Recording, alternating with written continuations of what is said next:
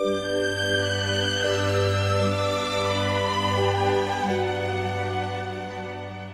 podcast here features spoilers for One Flew Over the Cuckoo's Nest. That crazy enough for you? You want me to take a shit on the air? This is Diabolical, the comedy podcast where four long-suffering friends dissect Phil's most dastardly schemes, then try to improve them. I'm your host, Ben, and this week we're diving into legendary ode to counterculture, One Flew Over the Cuckoo's Nest. So take your medication like a good little patient, and let's get diabolical.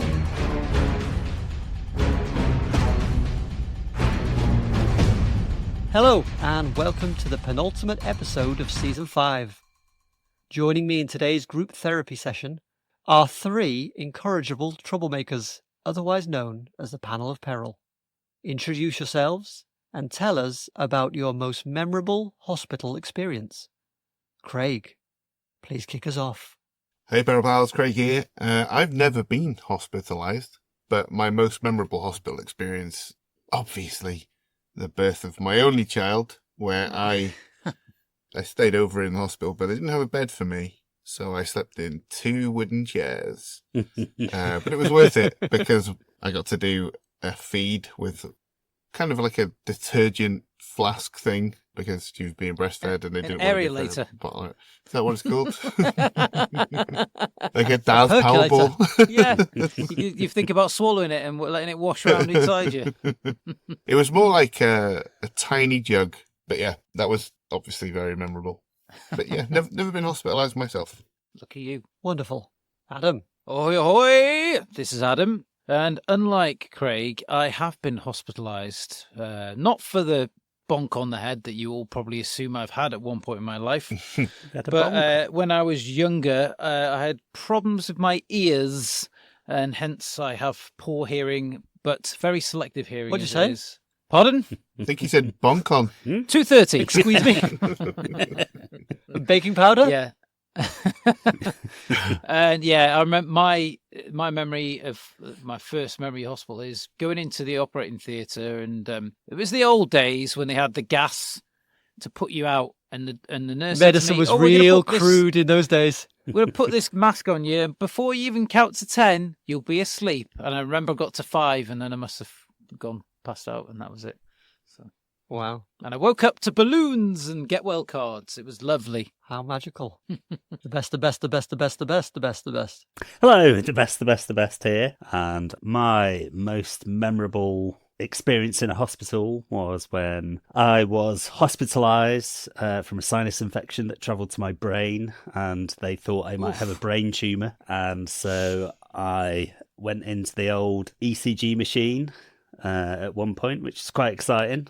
Big metal tube making weird noises where you've got to wear headphones and lie perfectly still. Is that not MRI? MRI, that's it. Yeah, sorry. And I also had a spinal tap done, which was delightful. Wow. Did you? Yeah. Oh, wow. Have to curl up into as tight a ball as you can. And there's about a 0.4% chance that you'll become paralysed from it. So it doesn't make you nervous at all. You're not squeezing as hard as you possibly can in that ball, curling up tight. Jeez. There's a 0.4% chance of it happening, and there's a 100% chance of that. But at least, you know, when you watch Spinal Tap now, you can think, well, I can enjoy this on a new level. Right. Indeed. I just nod wisely as I'm watching it. I don't laugh. Every cloud. Every cloud. And my most memorable hospital experience, I had 2 daughters and both were very memorable. But for my younger daughter, Millie, when she came out, they had to like hoover her out with some kind of vacuum cleaner type device. When she came out, her head was quite coney. It's called a ventouse. The first thing I ever said to her was, "Oh, you got a little cone head," and she just burst out crying. I said, "Oh no, you haven't got a little cone head," and she stopped. But those were the first words I said to my daughter. "Oh, you've got a little cone head." She's never forgiven you since. She still brings it up quite a lot. Yeah.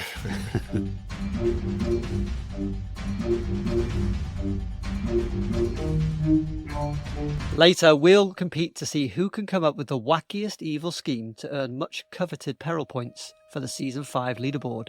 But first, let's take a closer look at this week's movie. One Flew Over the Cuckoo's Nest hit the big screen all the way back in November 1975.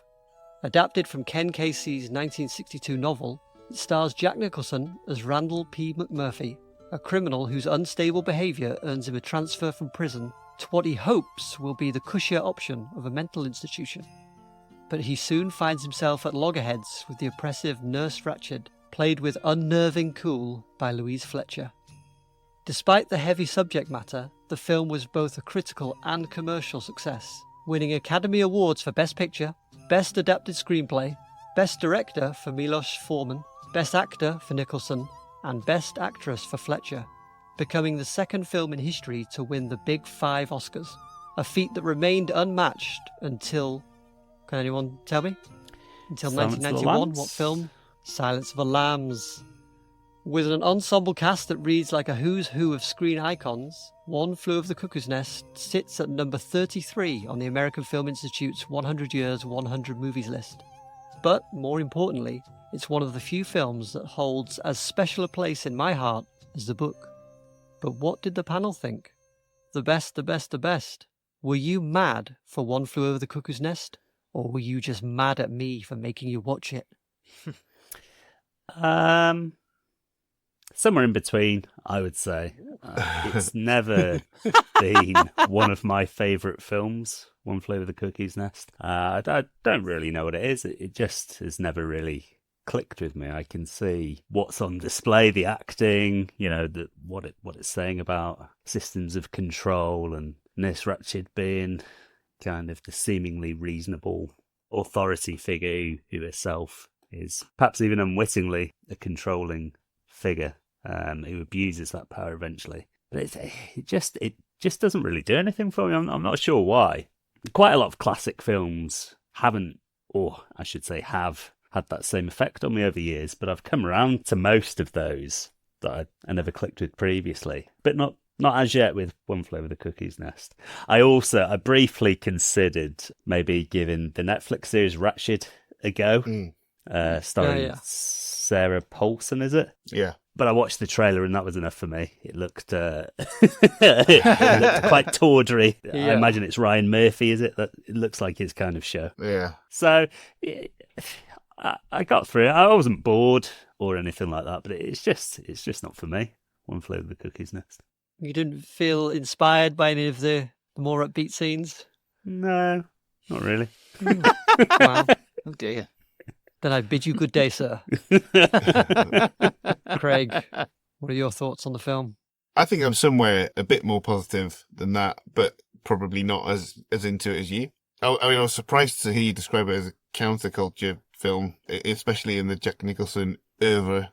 He's done a lot of motorbike cranks, hippie types. Well, yeah. But yeah, I think I appreciate it on some levels. It's not a film that deeply moves or excites me, like I think Gaz is alluding to there. But I can appreciate the craft.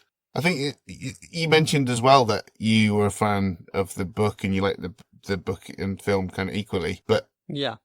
I would have thought that one of the things that would have improved the film for me would have been to have seen more of the story from the chief's perspective, which obviously the book is. From The his book is perspective. entirely, yeah. And that was what the writer Ken Casey hated about the film, and he said he never watched it.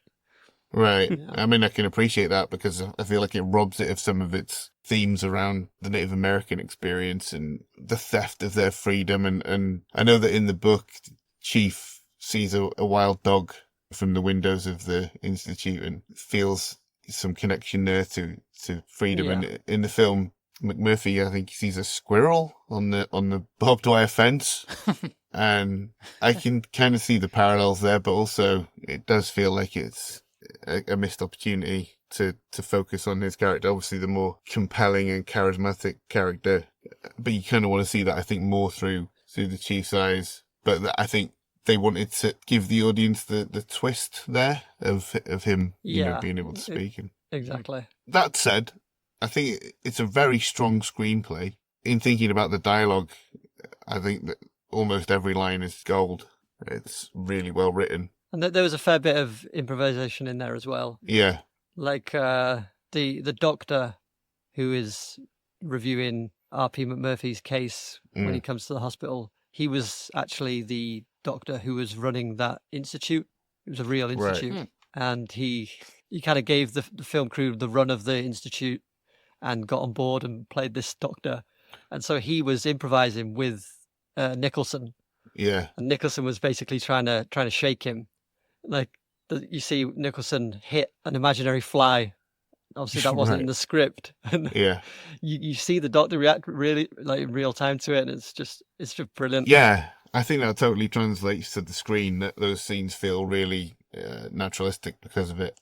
And beyond that, the cast, I think, is fantastic. Yeah. Obviously, a lot of names that went on to become really big. Danny DeVito in particular, I think, is great in this. Yeah. So yeah, a lot to enjoy about it.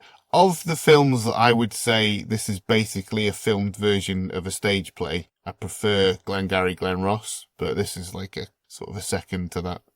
But that is a good film. It's a good play with a camera. All right. Adam, what did you think of the film? Well, I think you and I are probably going to feel the same way about this film, to be honest. I really enjoyed it. I've seen it quite a few times. It's a difficult film for me to watch because I get sucked into watching it, and I find making notes and writing down anything quite difficult because I like all the feel-good moments hit me and stuff like that, but then all the dark stuff does. And I like, it's not quite a roller coaster, but it's just like with the end, you just go off the cliff, don't you? And it's like, oh my God. Yeah. There was a couple of points the others said about Nurse Ratched. I thought from the very beginning, there's like the foreboding when you first see her walk into the corridor and there's all the... like Darth Vader. And all the male assistants stop what they're doing and say, morning, morning. And you're like, oh, just saying morning out of sort of politeness, not because they're like, oh, is a work colleague here. She's sort of like, that's kind of sets the tone there, yeah. And she has like a resting bitch face all the way through the movie. Yeah. And I think when Mac makes his presence felt, you can see that moment she cracks, like, I'm losing my grip on my superiority over these people. And as it turns out, most of them are voluntary, and she likes to keep them there. That's her power. Because all the others, the ones that are too far gone, she doesn't have any power over them. But as she starts to lose her grip on the ones that are there voluntarily, she's working harder to try and keep it. And then with the character of the chief as well, I had no idea about the book being from his perspective, but what I thought was good for this screenplay was, historically speaking in cinema, the character of Native Americans have been portrayed in Westerns as these big, dumb, me speaker like this and all that kind of stuff. But then they actually turn the tables on that with this movie, and he's like the first characters to sort of step out of that shadow and out of that typecast. Although at first it appears that way, that he's this idiot Native American and sort of thing. You're thinking, oh, here we go. But he's actually pulled the wool over everybody's eyes. Yeah. Like you said before, ensemble cast is brilliant. My particular favourite is Brad Dourif. I think he's one of the best character actors there is. Everything he's in, he's just fantastic. Grima Wormtongue, Alien Resurrection, fantastic roles. He would go on to voice Chucky, wouldn't he? Yeah. He's still doing that now, I think, isn't he? Yeah. He's retired from acting apart from doing Chucky's voice. Yeah. Oh, he's just great. I love him. Deadwood, of course, and he was in one of the best X-Files episodes as a serial killer on death row who told Scully he could communicate with her deceased father. That was a great episode. Yeah, well. Exorcist Part 3, did you mention, Turner? Is he in that, is he? Oh, yeah. Yeah, it's a cameo as Chucky.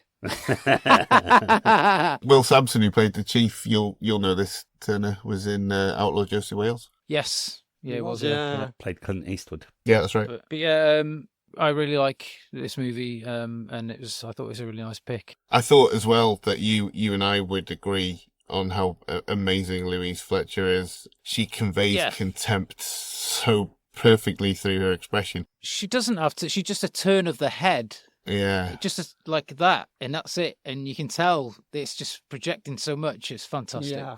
And she was Kai Wynn on Star Trek Deep Space Nine. The evil Bajoran leader.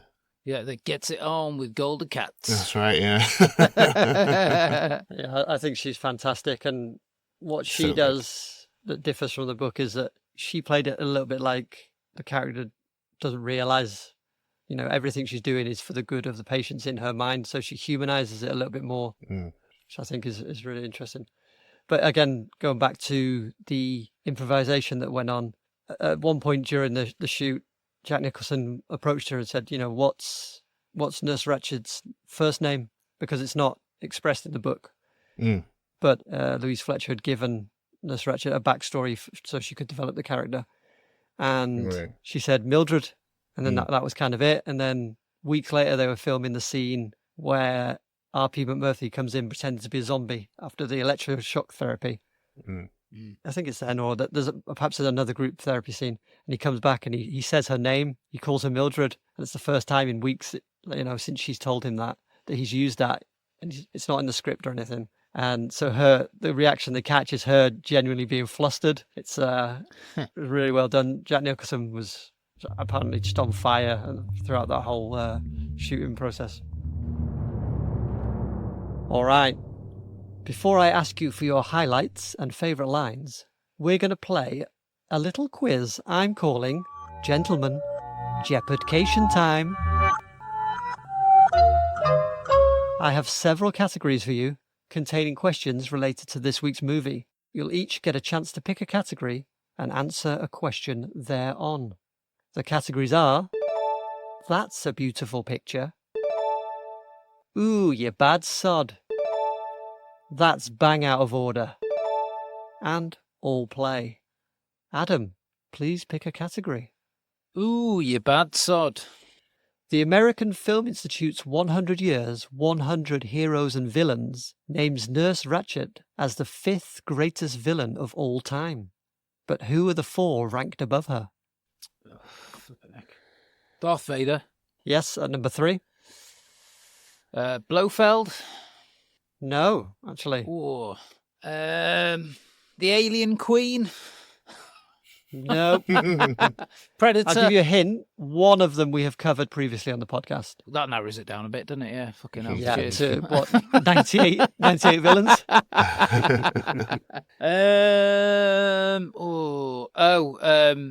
What's his name from Seven? No. Johnny Sins. Whatever his name is. Johnny Sins. Any other guesses from the cheap seats? The other guys will get it. They'll know it off back. Joker? Back heads. No. No. Billy Zane from Titanic. No. Billy Zane from the Nor film Billy Somebody Zane on the from Fucking Tales from the Crypt. Bluto from Popeye, the Robert Altman movie. No. No. Michael Myers? No. At number 1 is No. Dr. Hannibal Lecter. Okay. And I number was going to say 2, Carl McLaughlin from Flintstones. yeah, he's at number 2. He's a number 2. Norman Yeah. Bates is at number 2. Okay. Darth Vader at number 3. Ah. And then Wicked Witch of the West at number 4. Followed by our Ridiculous. very own Nurse Ratched at number 5. Well, All right, the best. Please pick a category. Now that's a picture. Now, that's a beautiful picture. Oh, Yeah, that's what I said. that one. While One Flew Over the Cuckoo's Nest made a clean sweep of the 5 most coveted Oscars, it missed out on Best Cinematography, despite being nominated. Which film, previously covered on this podcast, beat it? Oh, I know. Oh, I've narrowed it down to 2 by the same director. Come on. Which one's it more likely to be? I'm going to say 2001: A Space Odyssey. Oh, Barry Lyndon. yeah, if you'd have said the other one, you've been correct. It was Bastard. Barry Lyndon. Hey, dickhead, hey. I'm impressed you got that close. Well done. Yes, it was Barry Lyndon, which we covered back in episode 55. The film also lost out on Best Original Score to the film we covered in episode 67. Any guesses? 2001: A Space Odyssey. Jaws. Yeah, Jaws. John Williams won Best Score for Jaws that year. Yeah, strong field that year, eh? Yeah, what a year. Yeah. All right, Craig, that leaves you with That's Bang Out of Order. Okay, I'll have that's bang out of order then, please. It's a fine choice, sir. So One Flew Over the Cuckoo's Nest was shot entirely in order, sequentially, Wow. with the exception of one sequence. What sequence was it? Let's see.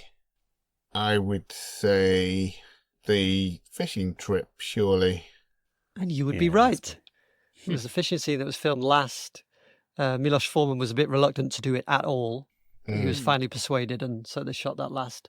And when they filmed it, the entire cast got seasick, with the exception of Jack Nicholson, who was loving it. And to make it worse, they were on that boat for a week. Took a week to film it, yeah. And Danny DeVito said he still has nightmares about it. He says he still feels queasy when he thinks about it. It's so bad. But I love that scene. I think it's such a feel-good sequence. It feels like if you were to come in from another room and somebody was watching that movie, you'd be like, "What the hell? What movie is this?" You wouldn't know which one it was because it doesn't feel like it's the same part of the film because the mood is so uplifted. Yeah, and there's an interesting point when they come back in, and they're holding the fish, and you see the crowd that have gathered to watch. If you look very closely, Angelica Houston is in there. Oh, wow. She was dating Jack Nicholson at the time, so she had a little cheeky cameo.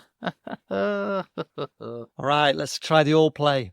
So while filming, a crew member who was running cables inadvertently left a second-story window open at the Oregon State Mental Hospital where the movie was shot. To get rid of the smell of running cables. Not those kind of cables. Consequently, an actual patient climbed through the bars and fell to the ground and suffered some minor injuries. The following day, the Statesman Journal in Salem, Oregon, covered the incident on the front page. But what was the accompanying headline? Oh, cracked nut. Oh, that's a good guess. Looney falls from window/bin. No. Shocker. It's more obvious than that. Okay. This is good podcasting, isn't it? Just listening to people. Yes. Yeah. Don't cut any of this. Come on, what's the obvious one? What's the really obvious one? Don't know. Something closely related to the film. Very closely. One fell out of the cuckoo's cuckoo's nest. There you go. One flew out of the cuckoo's nest. Oh, dear. Well done. Well done. God bless him. And that person later went on to work for The Sun. All right, let's move on now to our favourite moments. Craig, could you please kick us off? My favourite scene is when Cheswick is demanding his cigarettes back. That whole scene where they're having the meeting after they've been out and confronting Nurse Ratched, and he keeps asking to have his cigarettes back, and McMurphy keeps telling him to sit down. That's not what they're fighting for. The whole scene there kind of encapsulates the spirit of the whole movie for me. So that'd be my favourite sequence. That's great. And again, the whole cast in this are so brilliant. The greatness of DeVito's performance as Martini in this, I think, is that I'm so used to seeing him play like these brilliant, like extrovert characters, whether they're nice or not. Usually they're not. And in this, he's just so quiet and shy, and it's just a completely different performance for him. I've never seen him play this type in anything else. And then you've got like two of the greatest of all time strong-faced actors who you pick out of a crowd as Vincent Schiavelli, who was in Ghost, and the guy from The Hills Have Eyes, who plays the one actual crazy guy there. Everybody in that scene brings it, and it's just a fantastic bit of acting. Marvellous. Right, Adam, how about you? It's when they're all in the pool and horsing about, and then Max having a bit of to and fro with one of the male assistants, and he tells him basically like, "Oh, you think you're going somewhere? Well, you're not." And then it's the realization dawns on his face, and it's like, and then that's the kind of pivot point of the movie, isn't it? Where things start getting a bit more desperate and stuff. But I just think that's just a really great scene. Yeah, the tension just ratchets up at that point, and you feel it. It's palpable, isn't it? It's a great choice. The best. What say you? I like the second basketball scene where the fruits of Max coaching comes to fruition, and the chief dunks a couple of baskets to win the residents game against the orderlies. That's an uplifting moment. I take back what I said earlier. That's an uplifting moment that I did enjoy. It's very satisfying. Yeah, I feel like it would have been a lot stronger if they'd focused more on that relationship, because obviously the chief is McMurphy's partner in crime, and really it's his story and how the presence of this guy changes his life. And yeah, I think it would have been a lot stronger if we'd seen much more focus on that. You heard it here first, ladies and gentlemen. Oscar-winning movie, The One Flew Over the Cuckoo's Nest, would have been a lot stronger. Oh, hindsight's such a terrible thing. Well, are we saying that the Academy is the end word on whether something is perfect or not? I'm just teasing. You know, in that basketball scene, I forget if it's the earlier one or I think it is in the game, actually, that you just mentioned there, the best. You see Danny DeVito's character, Martini, catch the ball and then just throw it into the fence. Yeah. and that was completely improvised. And Jack Nicholson has said since that that's one of his favourite moments of the whole film, just because he didn't see it coming, this improvisation, and he just said, what a great impulse to do that. Yeah, that's great. That's so funny. Very meta cast, isn't it? You got DeVito and Christopher Lloyd went on to work together on Taxi with Andy Kaufman, and then Milos Forman would go on to make Man on the Moon. Yeah. People like versus Larry Flint. Yeah, although that's not really relevant to what I'm saying. And then, of course, Scatman Crothers pops up, as he would again do in Shine. Well, that was obviously Jack Nicholson's doing. I think he got him in a few, didn't he? The Shining. I think there's a few more films he's in, thanks to Jack Nicholson. I think my favourite scene is probably the fishing sequence. I just love how feel good that is. But I also love that opening with the saw playing in the background. The that music, and you see Nurse Ratched's car just driving over the plain. It's just a great opening. I love that too. Did you have any favourite lines, Adam?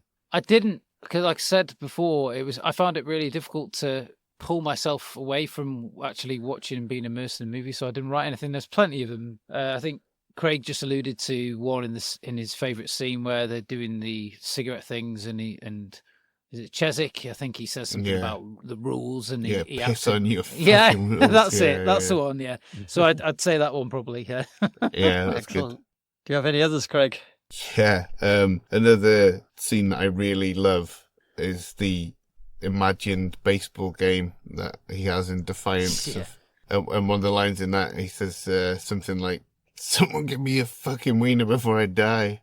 Yeah, that's great. But yeah, what I really love about that scene though is how it cuts to his defeated posture in the office of the doctor straight afterwards, with his hand on his head. Yeah, and again that baseball scene was all improvised, which is just incredible. Yeah, it's great. The best.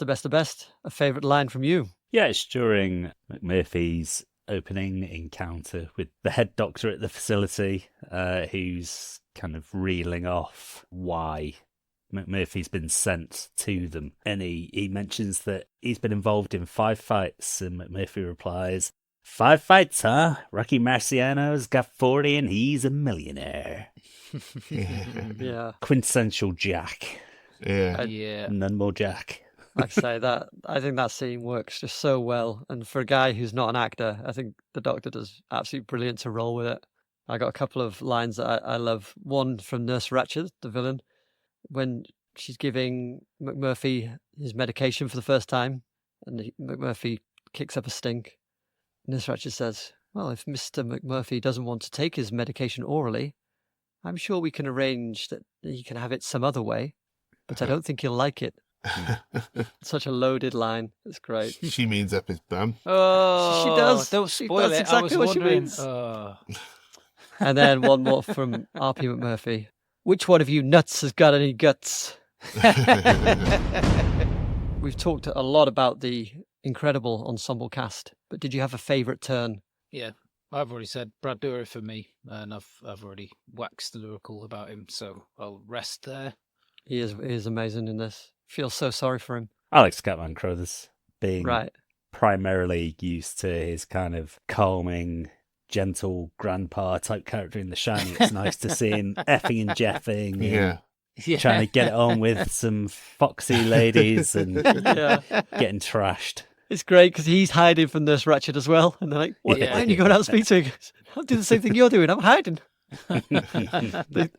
Someone accuses him of jerking off. He says, I ain't jerking off. How about you, Craig? Yeah, well, I've already talked a lot about Danny DeVito and Louise Fletcher, and I think they're both just incredible. But as a standout in this, I'd pick out Will Sampson as the chief, just because he doesn't get a ton to do, but whenever he does get something to do, he absolutely kills it and just crushes it. And yeah, when this film does move you, it's because of him. The first time he speaks and lets on to R.P. McMurphy, it's just great. the way his posture changes and his face kind of relaxes into the smirk is just great. And, he was a first-time actor. Yeah. The guy who comes down and complains when the group are taking out the fishing boat. He was also not an actor. He'd been brought on board to do that scene. And he had connections with the Native American community. And the casting director said to this guy, if you know any like tall Native Americans, send them our way. And after a few weeks, he comes back. He goes, I've just met an absolute mountain of a man. And it was Will Sampson. Yeah, that's a great callback as well. When after McMurphy said to him that he's like a mountain, and at the end he says that he feels like a mountain. Yeah. It's sad that he never gets to hear that. Yes, it's hard, isn't it? And it's a gut punch. Yeah. There's a great line earlier where they're talking about escaping, and the chief says, I can't. I'm not as big as you. To Murphy, and obviously he's talking mentally, and it's just it's so impactful. Yeah.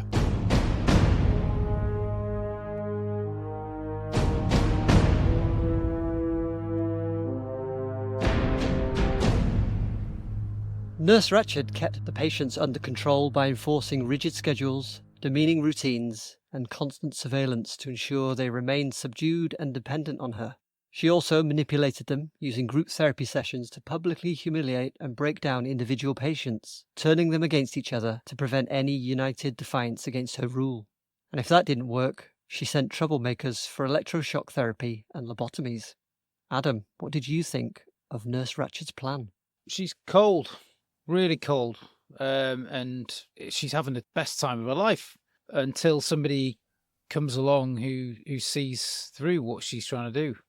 The fragile mind she has in her control are easy until Matt comes along and almost upsets the apple cart.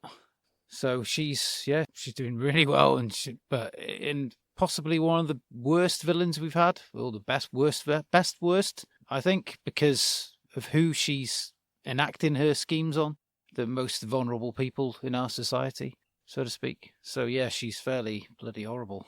Would you say she deserves a spot at number 5 on the list of the American Institute's 100 years, 100 villains?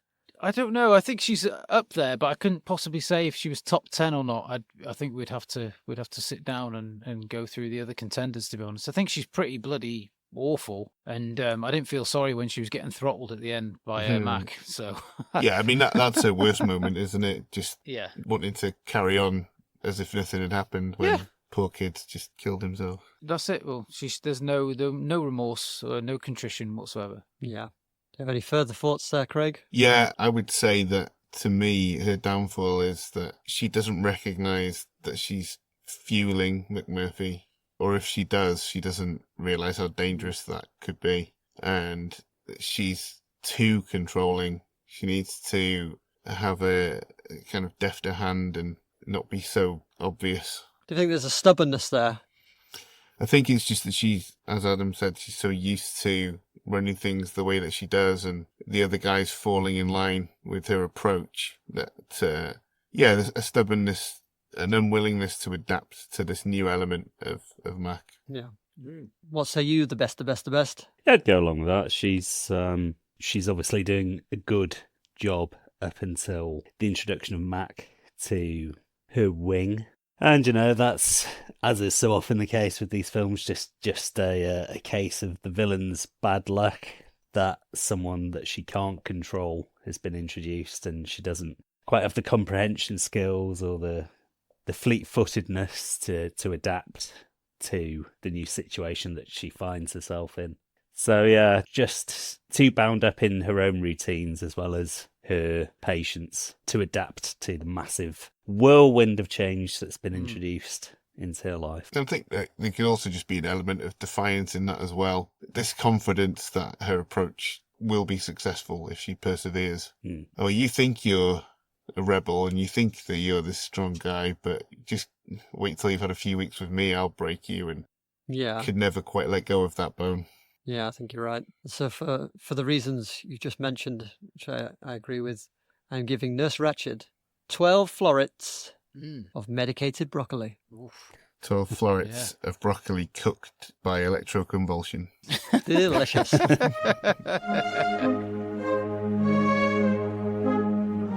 Before we conclude this therapy session, we have an important request for you. If our foray into the chaotic ward of One Flew Over the Cuckoo's Nest has captivated your mind or stirred your soul, we urge you to break free from the shackles of silence. Head to your preferred podcast platform and leave us a review as uplifting as a fishing trip on a stolen boat and as powerful as Chief Bromden's lovely biceps. Your feedback is the key to our liberation in the realm of podcasting, helping us break through to reach more listeners. Now it's time for our final treatment, where we compete to see who can come up with the best alternative scheme to earn precious peril points for the diabolical leaderboard. Nurse Ratched's scheme is all about maintaining control and power over her patients through fear and manipulation, dangling the threat of severe treatments to keep everyone in line. But her iron grip on the ward was challenged by McMurphy's rebellious spirit. The best, the best, the best. How would you keep the patients under control and ensure that nobody escapes? Well, I have a wonderful method of treatment guaranteed to make even the most fractious of patients into compliant members of the therapeutic community. Discontinued in the late 1960s, patients would be administered with injections of insulin, sometimes for 6 days in a row, in order to induce a coma, therefore allowing the mind to be completely restful and therefore purge it of negative impulses, emotions, and even chemical imbalances. What a wonder therapy! Insulin coma therapy, or ICT, had a startlingly high mortality rate, with some estimates putting it as high as 5% of all patients losing their life as a result. Jeez. But that's a risk I'm willing to take. Begin with the fella from The Hills Have Eyes to set an example, and then tell the rest, this is what happens, okay? This is what happens when you do a thing that I don't like. Okay? You got that, you bunch of turds? This is what will happen when you do a thing that I don't like. That's it. The best. You realise this is the penultimate episode and you are still in the running for the win. Not anymore, baby. Pew, pew, pew, pew. You said then they discontinued it in the late 1960s, did they? Yeah. So that by the time this film was out, they wouldn't be doing it anymore. And Yeah. It was in development hell for a while, though, wasn't it? Yeah, but this is a fictional film, isn't it? It's not a documentary. So yeah. And it's set in 1963, isn't it? So Is it? Yeah. Zinged you. Is it? You've been zinged. I don't know. You've been cream pied. But also we know about it today, so you could resurrect it even today, right? yeah, I mean, they would have access to insulin, wouldn't they? Yeah, Kirk Douglas was originally going to make it. Oh. That's right, yeah. He'd been McMurphy on stage. And he wanted to play it again on film, but by the time the development went through, he was too old. Yeah, So he gave the rights to Michael Douglas to produce. right. It's interesting, though, isn't it? Insulin coma therapy. It is. It's Yeah. fucking It's brutal, isn't it? insane. Crazy. Absolutely crazy. Say you're schizophrenic and you're hearing voices, put you into a coma so the voices cannot speak to you. And it was literally like, we'll do this, and then given enough time, it will just purge your brain of all this stuff just by comatosing you. Whoever came up with that idea should have been committed. Yeah, it's crazy. I've seen videos of people just fully clothed, laying on like a slab, just sweating, and like a nurse just dabbing at their forehead. And they're in a coma from being overdosed with insulin. Well, they did stuff like drill holes in people's head and then put acid in their brains to melt part Trepanning. of the brains and all that kind of That's stuff. making a comeback. Trepanning. Yeah. Well, you know, bloody Jeffrey Dahmer did that, didn't he, to his victims? Well, one or two of his victims, he did that. He drilled a hole in their head and put acid in it and try To and turn release him the into like a spirits. zombie, to put him into like a zombie state, so he could just keep him forever and stuff like that. I've turned the corner on him. I think he's quite a shocking fella, that Dharma. Yeah, the more I hear about him, the more I think that he's a bit of a prick. Yeah. He's gone through a bit of a renaissance, hasn't he? You know, from that nice boy next door type to a horrible Nice Milwaukee serial killer. guy, Milwaukee type. Yeah, the Milwaukee Kid they used to call him. Not call him that Something anymore. like are that, that's right. The Milwaukee Kid is tough and strong, so the best is good enough. Right, are there any further questions for the best?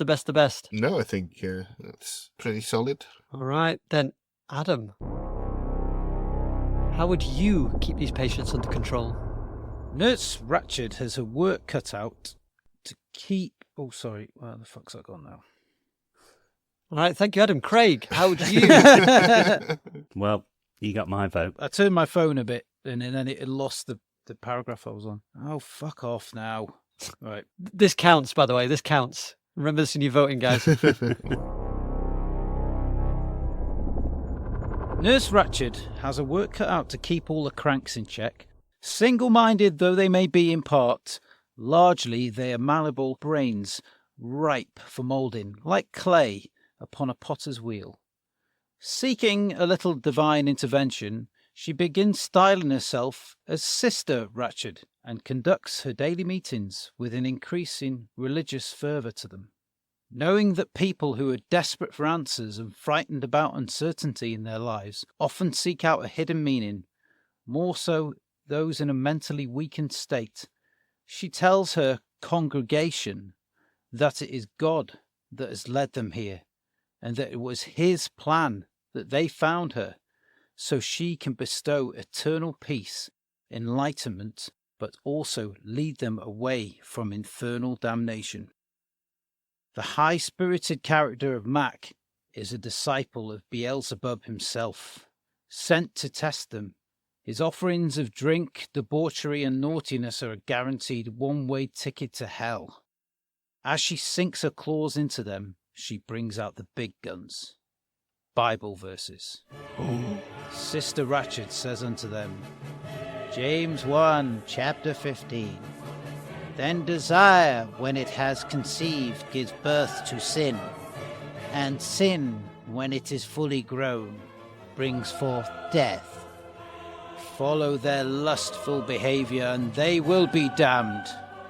For this is the will of God, you sanctification, that you abstain from sexual activities, that each one of you know how to control his own body in holiness and honor, not in the passion of lust like the Gentiles who do not know God.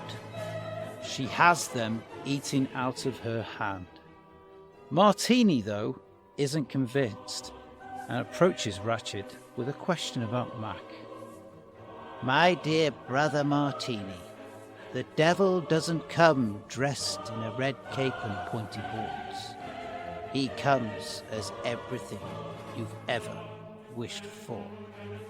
Even for a mind as slow as Martini, the realization begins to show.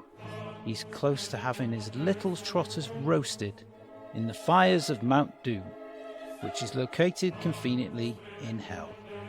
As all the patients fall under a spell, Max attempts to show them some fun and break them loose fall on deaf ears. Did you just read a Bible verse for like 5 minutes? Pretty much. Shouldn't I? Yeah. What makes them so susceptible to religious programming?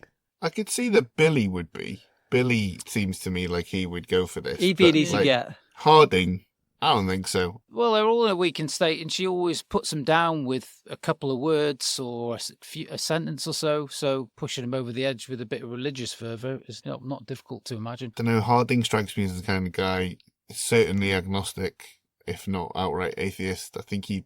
Yeah, but it doesn't say he's agnostic. It doesn't say he is, he just strikes me that way. And he's the most outspoken, isn't he? And, you know, Tabor, Christopher Lloyd's character, he's going to put a right fucking boring, isn't he? He doesn't shut up in those meetings. He just stare with those eyes. Yeah, he doesn't shut up. But, I mean, the fear of God, especially now as well. I was thinking at the time, 70s, it's built, but if the film's set in 63, there's even more religious claptrap knocking about that's then. true. So it's quite easy to see people still going for that kind of stuff, especially people who aren't fully capable, fully in charge of their faculties. Yeah. She instills fear in them as it is. So I just think ratchet that up a little bit and put the fear of God into them. All right. Well, if no one has any further questions for Adam, then Craig,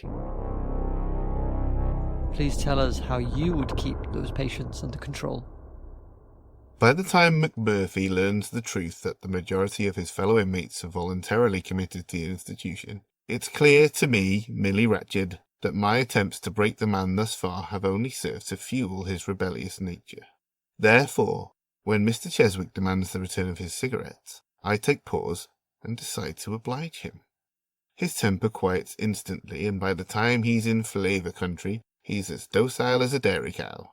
McMurphy is initially nonplussed at this, but I anticipate that through the prism of frustration and rage, he'll soon find some way to spin this in a light that will further exacerbate the tension in the room. So I next address him, apologising for getting off on the wrong foot, and further, thanking him for reminding me that my charges are grown men and should be treated as such. The dorms will no longer be off limits during the day. I announce the reinstitution of the poker game, effective tomorrow. I promise to make plans to allow the men to watch any upcoming baseball games. McMurphy blinks, thanks me. He's astounded. The rest of the day passes without incident. In the night, I put on some final gloves, procure a tub of lubricant jelly from the stores, and milk Billy's prostate. I will discreetly continue this practice nightly to keep his libido from inspiring his wanderlust. The following day I return with a folding felt-lined poker table obtained from a thrift store, slightly worn but in fair condition. It stands as a symbolic reminder that I have graced the men with their game night in my benevolence.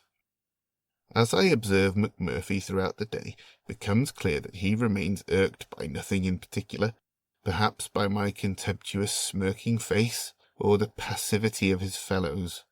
I once read a review of Rebel Without a Cause, and I have owned a house cat, so I am well aware that simply pandering to his demands will not placate him. I must attend to his needs, even the ones he isn't conscious of. I announce the suspension of yard privileges for the month, citing McMurphy's previous escape. His fury now focused, McMurphy begins to campaign for the men to stand up to me and demand a change.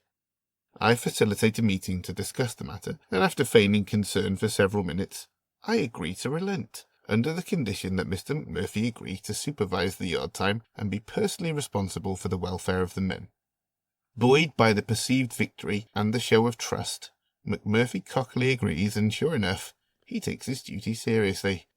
The next day, I supply the men with a new basketball, to their delight and gratitude. As the weeks and months go on, so too do the small, controlled rebellions, manufactured by me. I take away the chairs in the break room.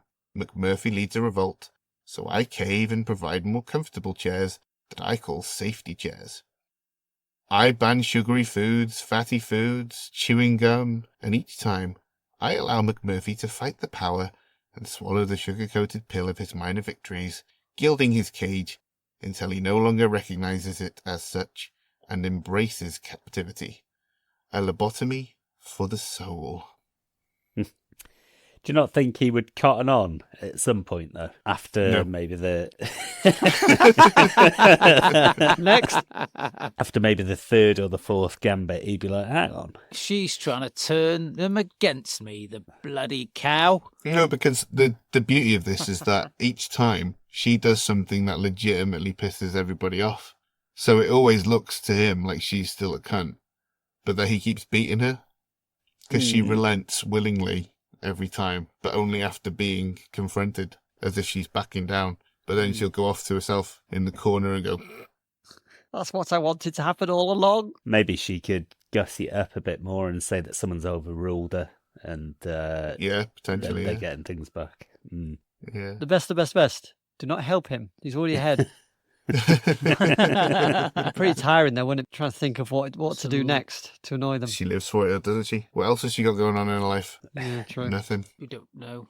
She could be like a waitress at night or something. Yeah, Trying to make ends meet because she's about to make a single mum. possible. Yeah. But, you know, she Go-go dancer. she puts in the effort at work to torture them in the way that she does that we saw. So Yeah, maybe she's like a night job as like a waitress, and then the like people leching at her and stuff like that. And then when she goes in there, she's like, "Well, I'll show those people at the bar, grabbing my bum.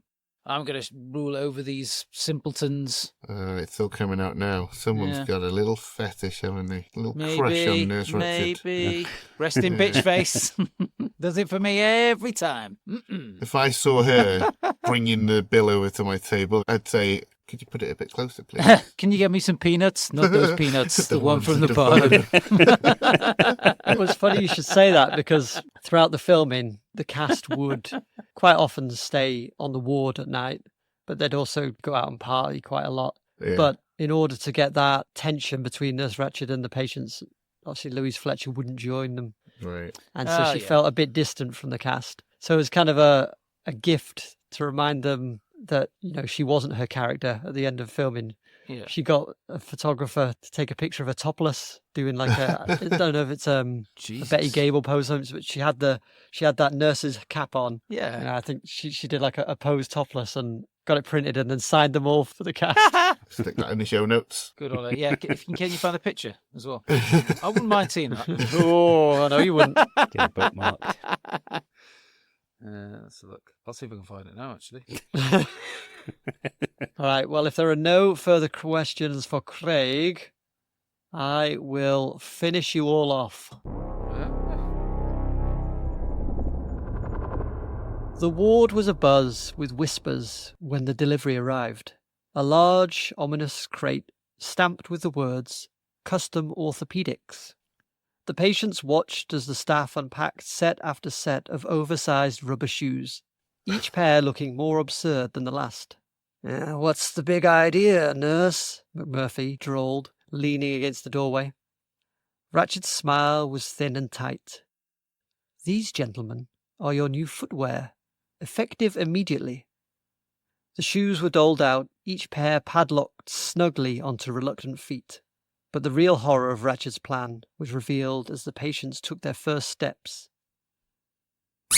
Squeak! A noise more fitting for a dog chew toy than the halls of a mental institution echoed off the walls. Squeak! The sound was inescapable. An absurd symphony of squeak, squeaks that followed every movement. The squeakers cleverly embedded in the soles made stealth impossible, turning every attempt at quiet rebellion into a cacophony of squeaks that summoned the staff like vultures to carrion. The patients' days turned into a test of endurance, their hatred for the noise growing with each squeak-filled step. They found themselves rooted to the spot, reluctant to move unless absolutely necessary. McMurphy tried to turn the shoes into a joke, prancing around the ward, but even he couldn't escape the mental torment of the sound. The squeaks, followed him into his dreams, echoing in the dark recesses of his mind.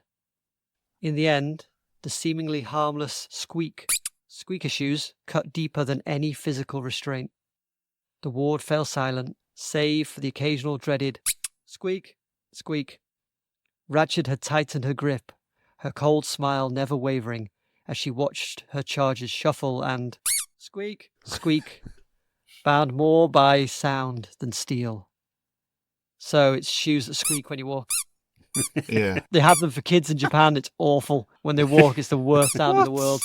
As a punishment to control No. the kids? As a treat. As a treat? It's awful. Can you imagine like 1,000 kids walking down the street all wearing them?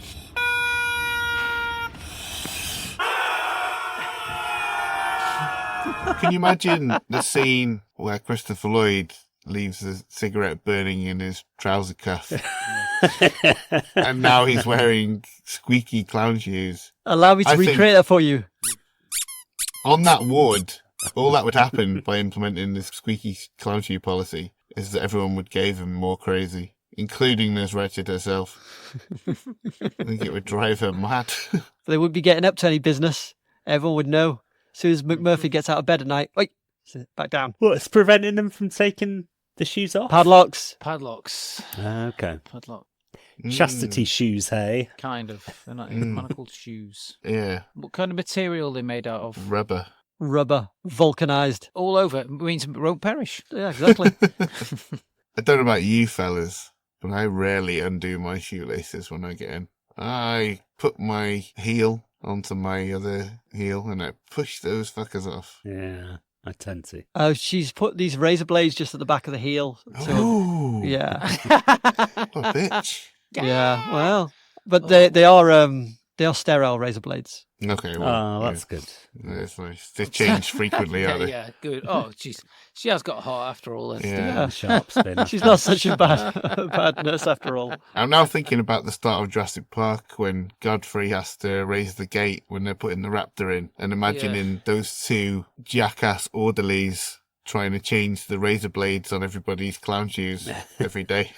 Do you think that many squeaky shoes in one place on the ward would attract stray dogs, and then God. they would have a bigger problem on their hands? Wow, now you're really tying into the themes of the novel. I think it would actually help because they'd all be so distracted watching the stray dogs prancing outside that they'd forget to rebel. What happens if they attracted a Great Dane or a St. Bernard stray? Everyone would go, that's "Ooh, big look." enough to jump through the window and smash the bars open and chase them round the ward. If that happened, it would be another welcome distraction. The more distractions, the better, you see. But I think it would cause more chaos. Yeah, but that's what you think. I agree. No one cares for your opinion.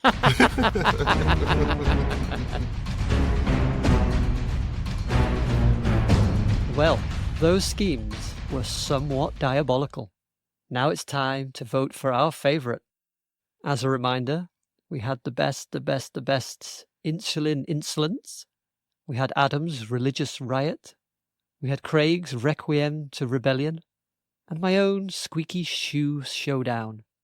Remember, each vote is worth exactly 1 point for the leaderboard. No more. Come on, guys. And But certainly no less. And let me remind you, you may not vote for yourself. Craig, who have you voted for? Well, although I am intrigued by the insulin coma therapy, I think the mortality rate is a danger. And I think clown shoes that squeak would drive everybody mad. And I like not only the idea of using religion, but also the parallels between a sister who is a nun and a sister who is a ward nurse. And therefore I have voted for Madam. Ooh. Well done, madam. Gracias. And madam, who have you voted for? I have voted for the most fun plan. Insulin coma? Ben. Oh. Thank you very much. And I, in turn, have voted for the plan that, would be most likely to succeed in real life. And that is preying on the vulnerable with religion. I vote for Adam. Muchas gracias. The best. Who have you voted for? Well, I'm a bit of an outlier, as I casted my vote for Craig and his fiendish trickery. Ooh. Has that pushed him over the edge? Only time will tell. Where's the scoreboard? That's the question. Skull to the board, Miss Fold. So, the best. What has that done to the diabolical leaderboard in this, the penultimate episode of the season? Well, it's not over yet. We'll be going to the final episode to decide a winner. In first place with 22 points is Craig. Boo! Second place with 20 points is Adam. Double boo! Third place with 18 points is the best. Triple boo! Bringing up the rear with 16 is Ben. Quadruple boo! Could still snatch the wooden spoon. The best, even though you're handsome beast. Now we're not going to find out what his new name was. That's the... Eventually. It's tragic. Was it handsome, be wonderful? I'm not going to tell you. I'm not going to tell you. Can we somehow make 10 points on offer for the last episode of the season, just to give everyone a chance? Really, really mix it up. Yeah. We could, couldn't we? It'd be like the countdown conundrum. Season 1 was that way, wasn't it? It was, all of us could have won it in the last episode. Wasn't it? Countdown Conundrum makes a mockery of the rest of the show. And if there's one thing that we're good at, it's making a mockery of our show. So let's do it. It's an area in which we excel. We could do that for episode 101 and just say whoever wins this Gets a 10-point head start. That was the real quiz. That was the real quiz. Adam, as host of our 100th episode and season 5 finale, Wow. tell us, what movie behemoth have you chosen for us? Well, you're quite right to say behemoth because it was one of the biggest movies of the 90s, and it's the super duper blockbuster Independence Day. Ooh. And we launched on Independence Day. We launched on the 4th of July, which is a nice little tie-in there. Nice little symmetry, isn't it? It's all linked somehow. It's a circle of life. And that's it for another episode. Thank you for listening. For more weapons-grade nonsense throughout the week, follow us on all the social medias at DiabolicalPod, and join us next time for the season finale, when we will be examining Independence Day. Until next time, remember, I tried, didn't I? God damn it. At least I did that. What's any songs we could sing related to nothing? I can't think of any songs with Cuckoo in it. Oh, I do know one, but it's Cuckoo, cuckoo, cuckoo, cuckoo, cuckoo. something about being crazy is better. I remember when I lost my mind. when the outside temperature rises and the meaning is oh so clear. 1001 yellow daffodils begin to dance in front of you, oh dear.